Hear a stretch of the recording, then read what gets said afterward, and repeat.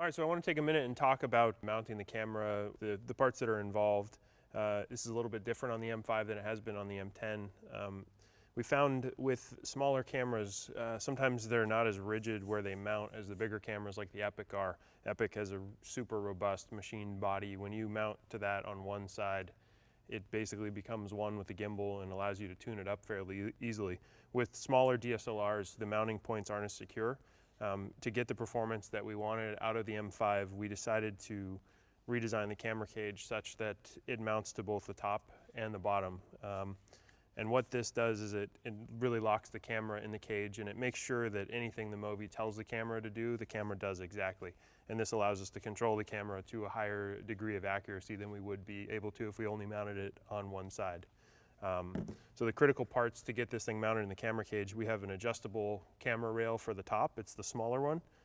We have a hot shoe adapter for that mount, which allows you to clamp into it. And then we have a adjustable camera plate for the bottom. This is a little bit wider than the M10 one, the M10 adjustable camera plate. The reasoning for that is similar. The bottom of the DSLRs often isn't as robust or rigid as some of the bigger cinema cameras. So in order to get the performance we needed, we widened this to give a nice stable platform for the camera to sit on.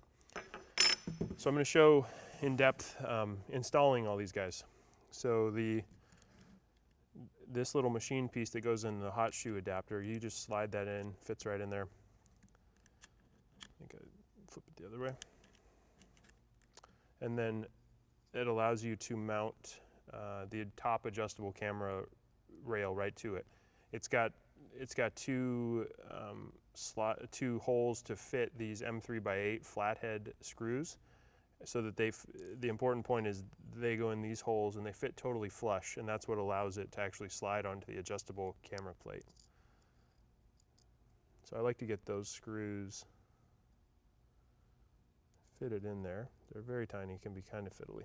And then you'll use the 2mm driver we include. And I get it seated in the screw and then find the hole and just get it to grab the first couple threads.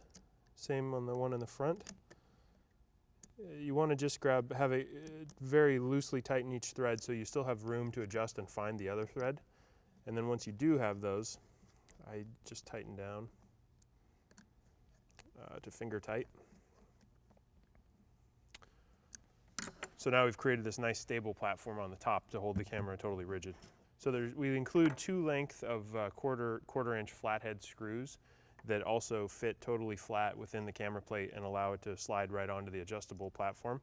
The important point on this plate is there's two drilled tapped holes, threaded holes in the front of the adjustable camera plate. These allow you to mount our follow focus mount, a rod mount accessory if you want to have a focus motor controlling the lens. So they need to go in the front.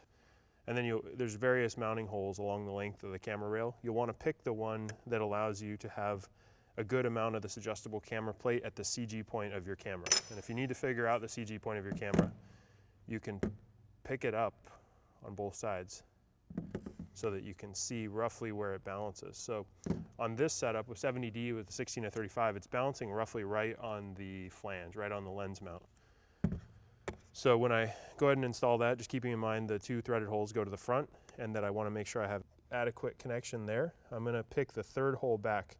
The reason I've chosen that is when I tighten that down, I'm going to have a nice full engagement on the bottom of the camera body. This camera rail is going to have as much footprint as possible to be rigidly attached to the camera.